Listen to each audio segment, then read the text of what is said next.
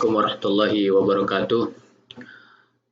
Pada pertemuan kedua ini kita akan mendiskusikan dasar-dasar daripada radiasi elektromagnetik. Ya, kita tidak akan mengulas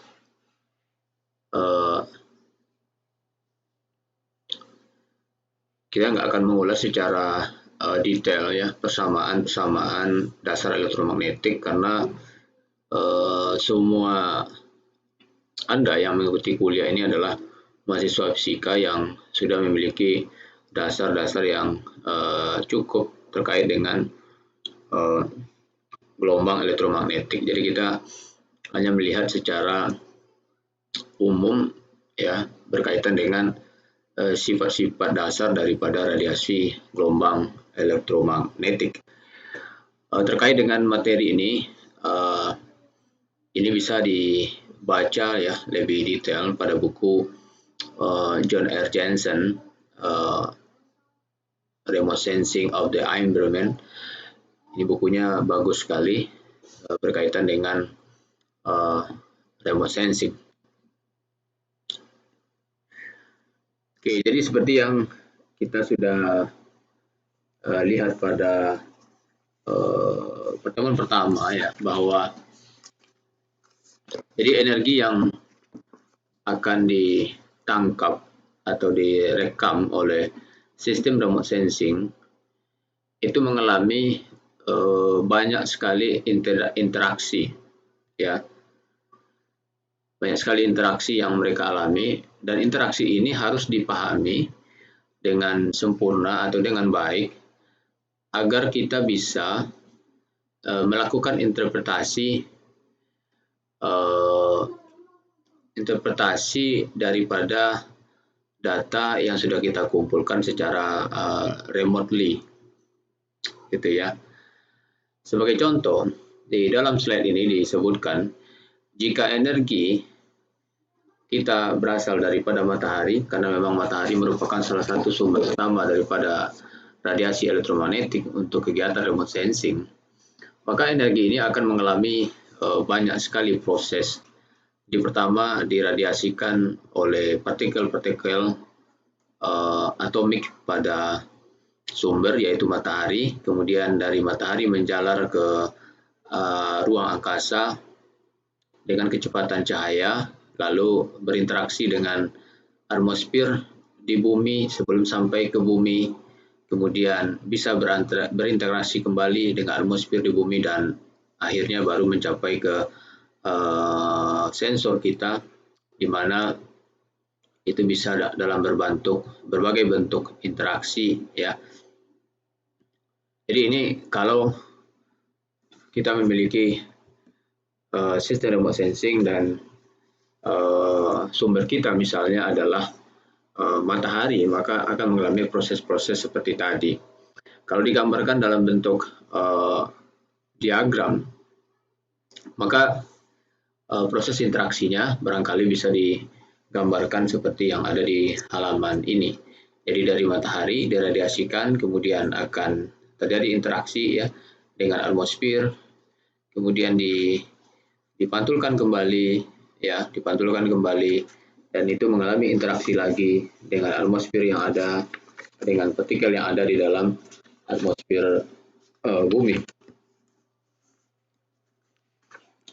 Baik, sekarang kita lihat sedikit berkaitan dengan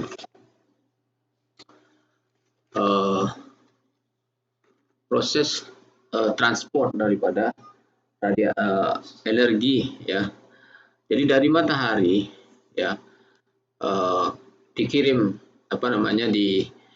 ditransfer energinya ke bumi. Ini mengalami berbagai kemungkinan proses ya. Kalau dia di ruang hampa, maka ini bisa melalui proses radiasi ya kalau di ruang hampa.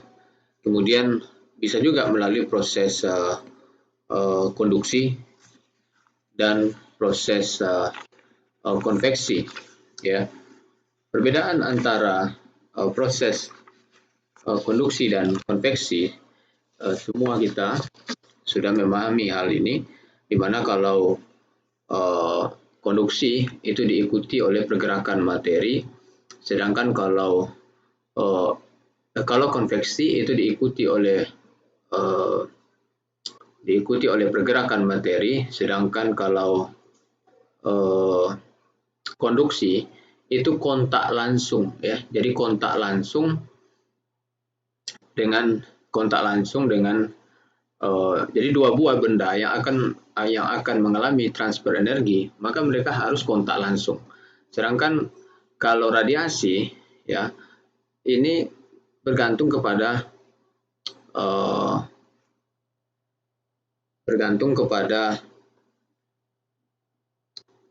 kalau radiasi ini tidak memerlukan materi ya, jadi bisa di dalam ruang hampa. Jadi perbedaannya antara ketiga ini kira-kira seperti itu ya, kira-kira. Oke. Untuk menggambarkan radiasi ya, model daripada radiasi elektromagnetik ini bisa kita tinjau dari dua cara pandang. Yang pertama cara pandang partikel, kemudian yang kedua cara pandang gelombang ya. Untuk cara pandang gelombang ini sudah dijelaskan ya oleh Maxwell ya, di dalam beberapa persamaannya yang sangat terkenal, di mana radiasi elektromagnetik itu merupakan sebuah bentuk energi yang diemisikan oleh partikel bor muatan yang bergerak. Ya, jadi ketika mereka bergerak melalui ruang, maka mereka akan berperilaku seperti sebuah gelombang dan memiliki komponen medan listrik yang berosilasi dan komponen medan magnet yang berosilasi. Osilasi-osilasi ini mereka tegak lurus dan sepase dengan yang lainnya. Ya. Jadi untuk menghasilkan sebuah gelombang elektromagnetik berarti dimulai dengan harus adanya partikel bermuatan. Jadi partikel bermuatan ini akan menghasilkan atau membuat medan listrik yang dapat ya memberikan sebuah gaya kepada partikel bermuatan lain. Jadi ketika itu mengalami percepatan sebagai bagian daripada pergerakan osilasi, partikel bermuatan akan menciptakan sebuah osilasi di dalam medan listrik dan juga akan menghasilkan sebuah medan magnet, sebagaimana hal ini diprediksi oleh persamaan Maxwell. Ya, sebagaimana diprediksi oleh persamaan Maxwell. Jadi setelah bergerak, medan listrik dan medan magnet akan menciptakan ya medan listrik dan medan magnet yang dihasilkan oleh sebuah partikel bermuatan itu mengalami perubahan ya, berubah ya, dalam mengalami perubahan ya satu sama lain. Jadi medan listrik atau medan magnet dan menghasilkan yang lainnya.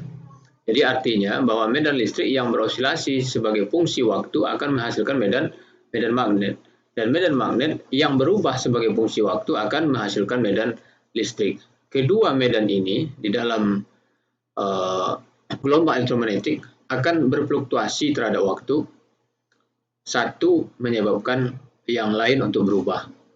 Ya, satu akan menyebabkan yang lain akan mengalami perubahan. Ya, jadi secara sederhana ini kan sudah dijelaskan lebih detail di dalam mata kuliah elektrodinamika. Jadi ketika kita meninjau radiasi elektromagnetik dari sisi gelombang, maka akan ada beberapa besaran-besaran ya, besaran-besaran gelombang yang kita kenal seperti frekuensi ya, seperti kecepatan. Kemudian kita juga mengenal lambda ya, atau panjang gelombang. Dan semua ini sudah kita pahami ya. Semuanya ini sudah kita pahami dengan baik. Oke.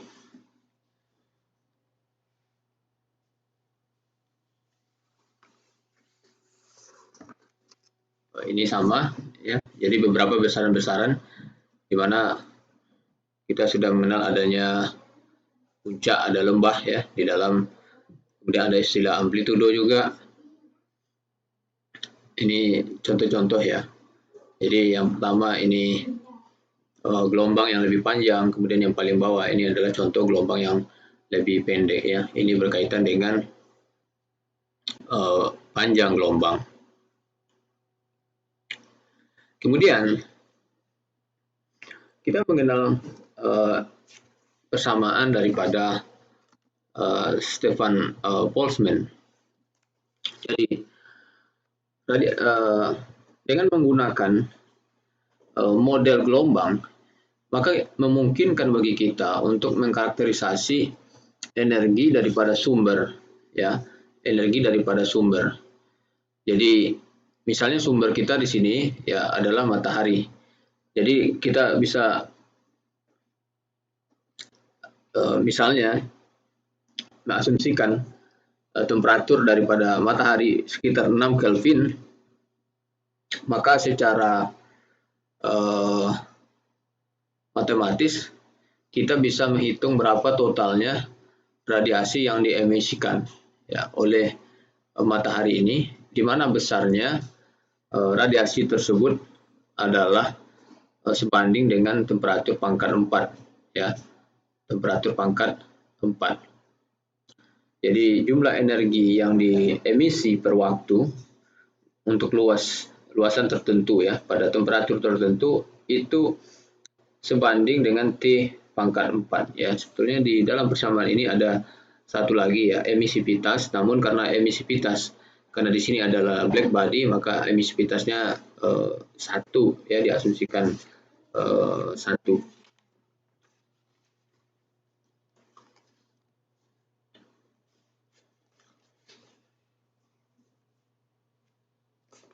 Oke, ini sama dengan penjelasan sebelumnya. Jadi bahwa sumber energi utama kita itu adalah matahari, dan dari matahari ke bumi ini mengalami proses, banyak sekali prosesnya, dan transmisi daripada radiasi ini yaitu sekitar kecepatannya setara dengan kecepatan cahaya atau C ya. Kemudian ketika sudah sampai ke bumi, maka nanti juga akan mengalami beberapa proses lagi ya, akan mengalami beberapa proses baik itu hamburan, baik itu pantulan ya, baik itu penyerapan ya. Kemudian radiasi daripada matahari ini ya, radiasi matahari ini tidak hanya pada satu panjang gelombang, tapi memiliki range panjang gelombang yang banyak ya. Ini yang kemudian disebut dia dengan spektrum ya. Jadi matahari itu menghasilkan spektrum kontinu daripada energi, mulai dari gamma ya, mulai dari gamma sampai ke gelombang radio. Kemudian energi daripada matahari ini juga akan diserap oleh bumi, kemudian bumi sendiri akan melepaskan radiasi lagi ya. Radiasi yang dilepaskan oleh bumi itu dapat kita lihat pada gambar ini ya. Tentu panjang gelombangnya akan berbeda. Kenapa berbeda panjang gelombangnya? Karena temperatur daripada bumi dan matahari juga berbeda. Jadi temperatur bumi lebih rendah ya dibandingkan dengan temperatur yang ada di matahari. Jadi dari spektrum inilah orang kemudian menyusun ya spectral bandwidth untuk sistem remote sensing ya. Ini beberapa contoh ya, 2 contoh daripada spectral bandwidth untuk HRV ya, untuk spot ya, spot dan Landsat bisa kita lihat di sini. Dan sumbu Y-nya adalah spasial resolusi, kemudian sumbu X-nya itu adalah panjang gelombang dalam mikrometer. Jadi spektrum ini ya memberikan manfaat yang sangat luar biasa kepada sistem remote sensing. Karena luasnya spektrum yang ada, maka ada banyak peluang untuk penetapan spectral bandwidth daripada sistem sensor gitu. Kalau misalnya hanya satu saja tidak ada spektrumnya, maka tentu juga akan sulit ya di dalam pengembangan sistem remote sensing. Kemudian radiasi elektromagnetik daripada benda hitam untuk temperatur yang berbeda. Jadi radiasi untuk temperatur yang berbeda itu akan memberikan puncak pada panjang gelombang yang berbeda juga. Ya, ini yang kemudian kita kenal dengan hukum pergeseran Wind, ya, di mana lambda sama dengan K per T, di mana K adalah sebuah konstanta yang besarnya 2896. Penurunan daripada persamaan atau hukum pergeseran Wind ini sudah diperkenalkan baik itu di S1 ya, yaitu ketika membahas tentang fisika modern. Hal ini sudah diturunkan atau diperkenalkan. Ini contohnya kurva daripada radiasi benda hitam ya. Jadi ini untuk temperatur 6000 ya.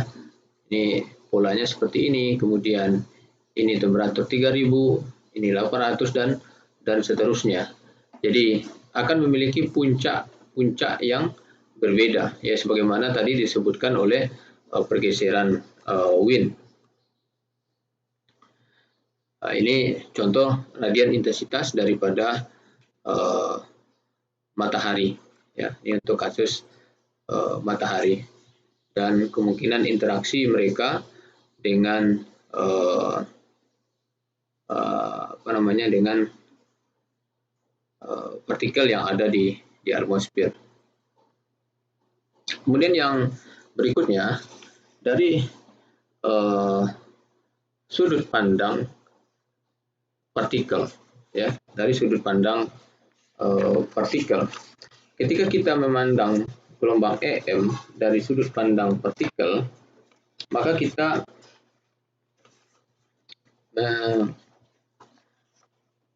memandang gelombang itu terdiri dari paket-paket energi ya. Kita memandang gelombang terdiri daripada paket-paket energi atau kuanta ya, atau kuanta yang kemudian disebut dengan foton ya, yang disebut dengan foton. Frekuensi gelombang itu sebanding dengan besarnya energi partikel ya. Jadi gelombang terdiri daripada paket energi kuanta yang disebut dengan foton, lalu frekuensi gelombang ya itu akan sebanding dengan besarnya energi ya. Frekuensi gelombangnya sebanding dengan besarnya energi. Karena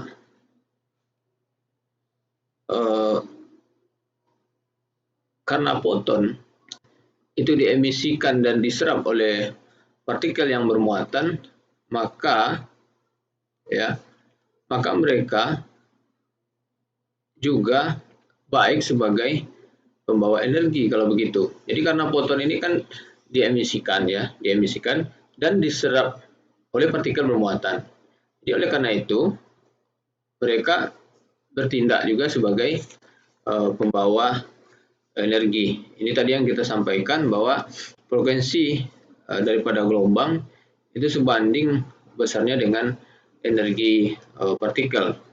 Ketika foton diserap oleh atom, maka akan dieksitasi elektron, ya, dan membawa ke energi yang lebih tinggi, dan proses-proses ini menyebabkan munculnya berbagai warna, ya, kemudian juga proses penciptaan daripada cahaya, ya, dari partikel atom, ya, juga melalui proses yang ini, ya. Oke. Kemudian ketika gelombang elektromagnetik berinteraksi dengan bahan, maka banyak kemungkinan yang akan terjadi, ya.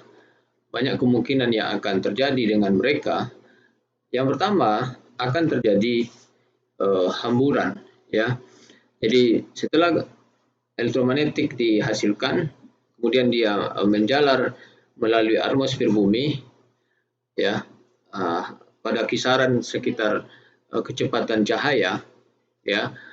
Jika penjalaran itu tidak terjadi di dalam vakum, maka mereka akan mengalami banyak kemungkinan, ya, bisa hamburan, ya, bisa hamburan, kemudian penyerapan atau pemantulan, ya, atau pemantulan. Dan untuk pemantulan sendiri, ya, untuk hamburan sendiri itu ada 3 kemungkinan. Yang pertama adalah hamburan relik, ya, hamburan relik. Hamburan relik terjadi ketika dimensi daripada penghambur itu lebih kecil daripada radiasi elektromagnetik yang datang, ya, dari panjang gelombang radiasi elektromagnetik yang datang. Ini contohnya misalnya, ya, kalau misalnya kita memiliki sebuah radar dengan frekuensi S-band, ya, pita S misalnya, maka kalau target kita itu butiran hujan, maka proses hamburan yang terjadi, maka radar ini akan menggunakan prinsip hamburan Rayleigh, karena dimensi penghambur dalam hal ini adalah butiran hujan itu lebih kecil, ya, lebih kecil daripada panjang gelombang daripada radar S-band, gitu, ya. Jadi itu yang berkaitan dengan gelombang Rayleigh, ya. Jadi gelombang Rayleigh itu terjadi dalam kondisi seperti itu. Jadi ketika dimensi penghamburnya itu lebih kecil daripada panjang gelombang elektromagnetik yang datang, gitu, ya.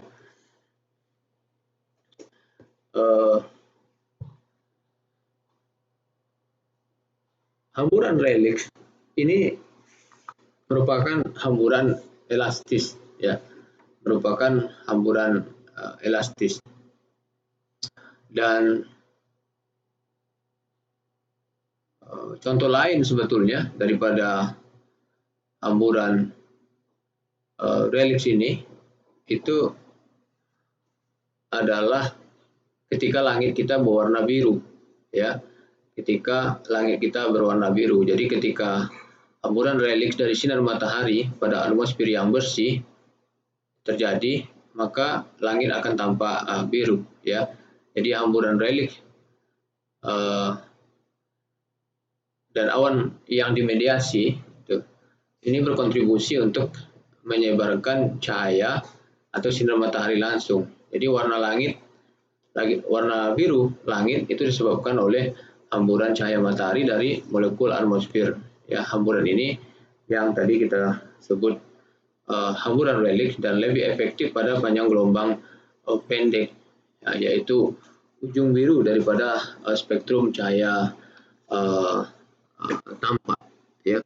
Kemudian yang kedua itu yaitu hamburan mie, ya, hamburan mie. Hamburan mie ini terjadi ketika dimensi penghambat itu lebih besar, ya, dari radiasi elektromagnetik yang datang.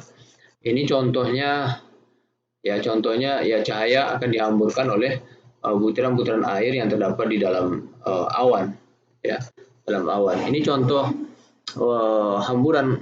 fenomena hamburan yang terjadi di dalam atmosfer, dan ini komposisi daripada atmosfer. Ini ketinggian, ini yang bagian bawah sumbu X-nya itu adalah permukaan.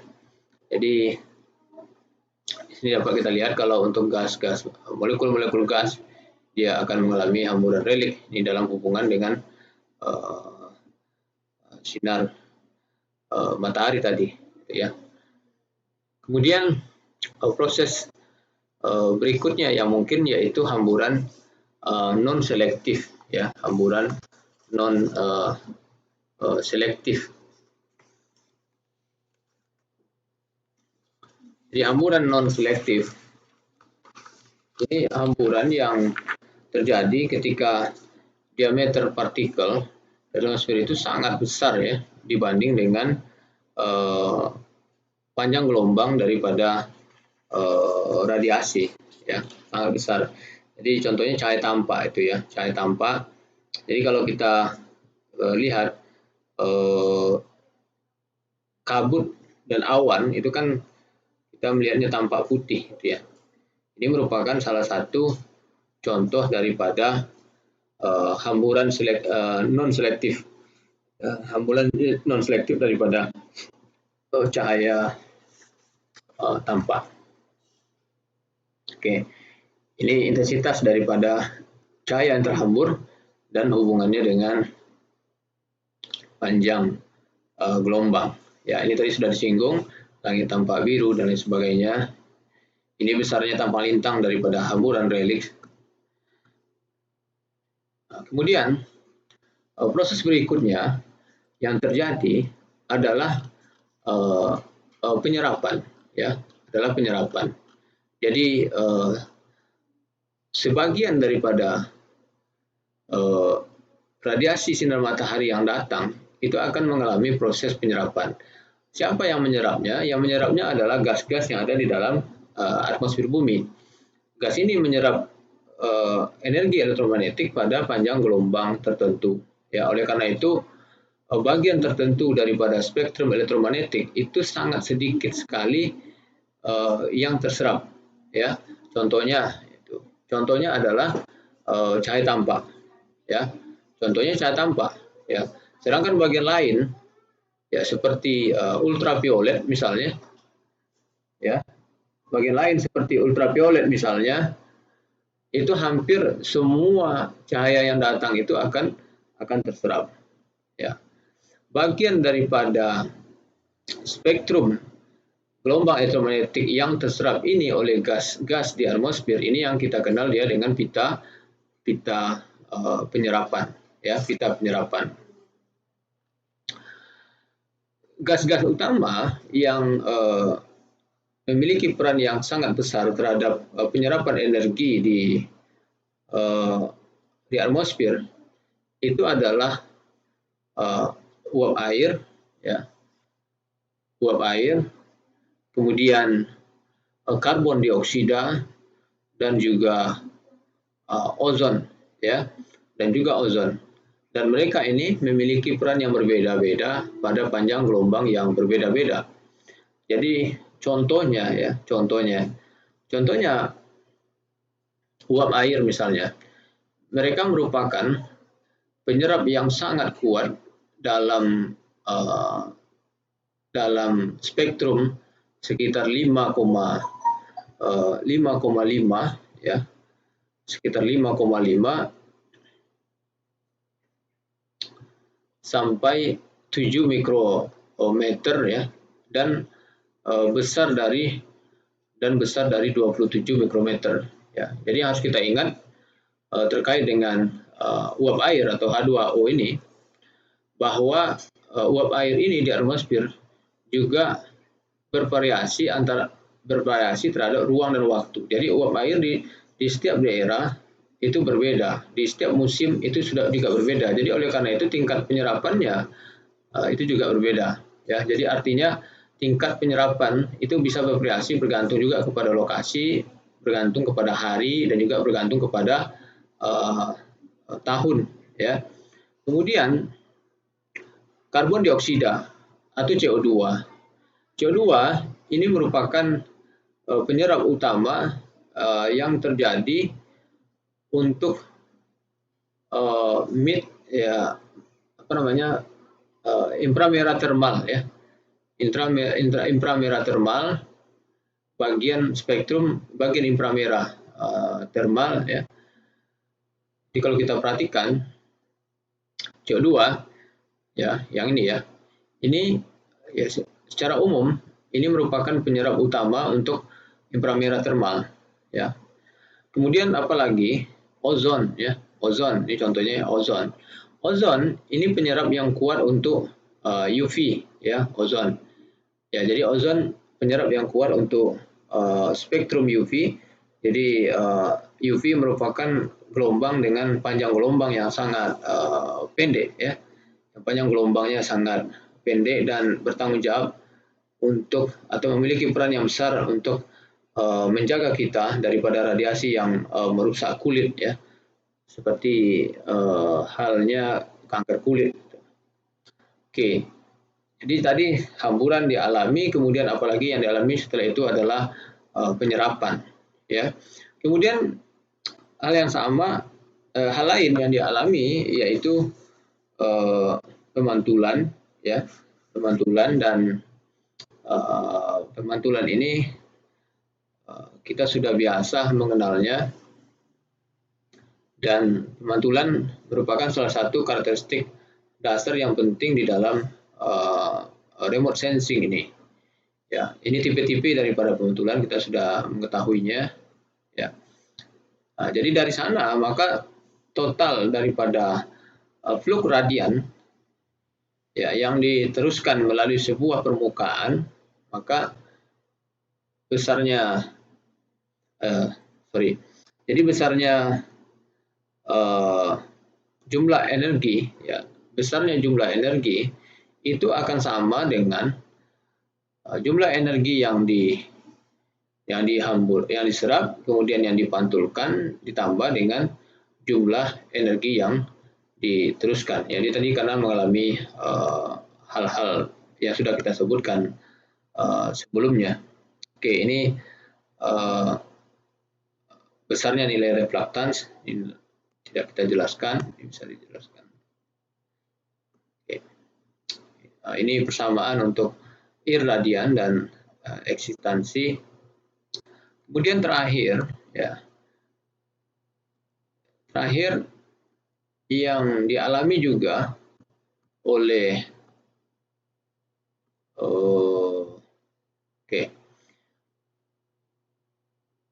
oleh radiasi itu adalah pembiasan ya, pembiasan. Jadi kita sudah mengenal ya istilah indeks bias, yaitu ukuran daripada densitas optik daripada sebuah substans ya, di mana merupakan rasio kecepatan cahaya di dalam vakum dengan kecepatan cahaya di dalam materi ya, di dalam materi. Lalu di dalam atmosfer ya juga terjadi pembiasan ya. Di dalam atmosfer juga terjadi pembiasan yang kita kenal dengan istilah pembiasan atmosfer. Kenapa? Karena atmosfer di sekitar bumi ya, atmosfer di sekitar bumi itu tidak memiliki temperatur yang sama. Kan ada lapisan-lapisannya, dan itu tidak memiliki temperatur yang sama. Semakin panas ya udara, maka dia semakin ringan ya, dan dengan demikian dia semakin kurang padat atau kerapatannya lebih kecil dibandingkan dengan udara yang yang lebih dingin. Akibat daripada perbedaan densitas atau kerapatan ini, maka lapisan-lapisan udara itu memiliki indeks bias yang berbeda. Jadi ketika cahaya melalui atmosfer yang memiliki indeks bias yang berbeda ini, maka terjadilah yang kita sebut dengan pembiasan atmosfer. Ya, banyak contoh ya daripada pembiasan daripada atmosfer ini. Jadi contohnya begini. Jadi kalau kita misalnya punya benda yang panas ya, misalnya kita punya api unggun, lalu kita mencoba melihat benda yang ada di belakang api unggun ini, ya kita coba melihatnya. Jadi udara yang di atas api unggun itu misalnya mata kita masih tembus ya, masih bisa menembusnya. Lalu kita lihat benda di belakangnya itu akan nampak berkelap-kelip. Ya, kenapa? Karena adanya perbedaan daripada indeks bias, ya. Atau bintang, bintang juga tampak berkelap-kelip, ya. Bintang juga tampak berkelap-kelip karena bintang sangat jauh, lalu lapisan udara itu memiliki indeks bias yang berbeda-beda, maka kita akan melihatnya seakan-akan berkelap-kelip. Walaupun untuk planet sebagian tidak nampak berkelap-kelip karena jaraknya ke bumi itu relatif dekat.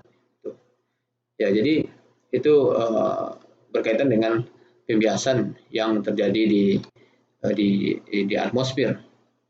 Kemudian kalau untuk persamaannya adalah hukum Snellius, dan kita sudah biasa ya mengenal persamaan atau istilah ini. Jadi demikian sebagai dasar-dasar ya, mengingatkan kembali dasar-dasar berkaitan dengan gelombang elektromagnetik yang